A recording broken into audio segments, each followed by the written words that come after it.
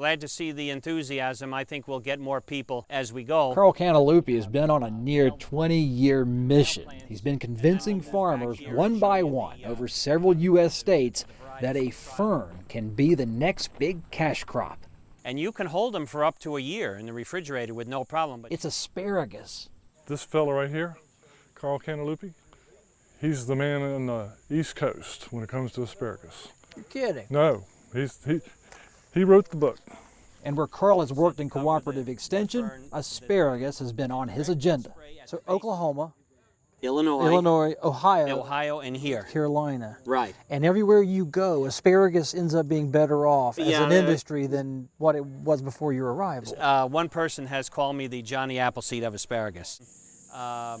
It's not going to benefit. Carl Cantalupi is like a few million other North Carolinians. He's a transplant who moved south, and those other places feature local asparagus in abundance. We have northerners that move down to the area that always ask for it. So it's always in demand as a retail fresh market crop. Some North Carolina farmers believe asparagus fits quite well given the state's climate and within a portfolio of diversified crops.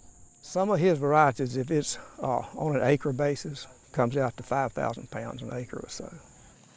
Garnet Carr retired from farming just outside Roxborough some 10 years ago, but he keeps an eye on a test plot of Carl's asparagus.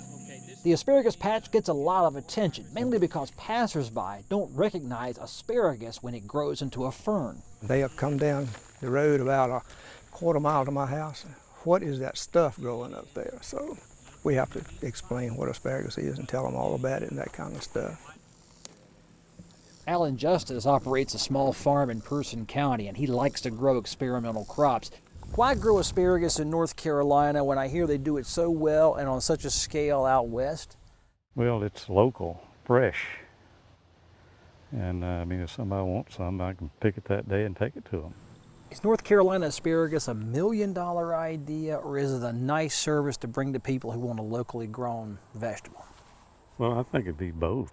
Really? Certainly you'd want, I would certainly recommend it for individuals who just wanted a little garden. Asparagus requires a long-term commitment once it's planted. There's no yield the first year and a small crop the second. Then begins a near 15-year annual crop with no replanting. This field will give off asparagus until the middle of next decade. Oh yeah. If you take care of it. Yeah, 15, 20 years. That's right. That's what makes it very attractive. So much for crop rotation, though.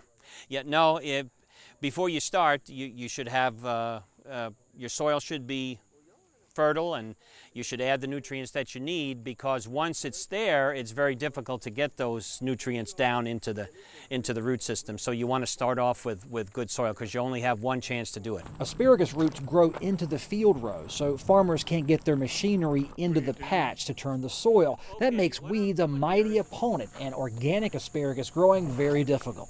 I mean, this is almost forest-like. Yeah, it is. It's very difficult to get in between the ferns to spray, and we have to spray with a fungicide to control a fungus disease that turns the needles brown, and you can see actually the onset of it here, because we had a lot of rain this year, and it was tough to get in to spray.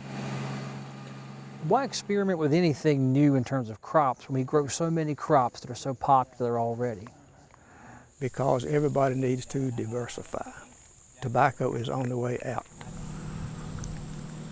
It wasn't long ago that this countryside was dominated by tobacco harvesting.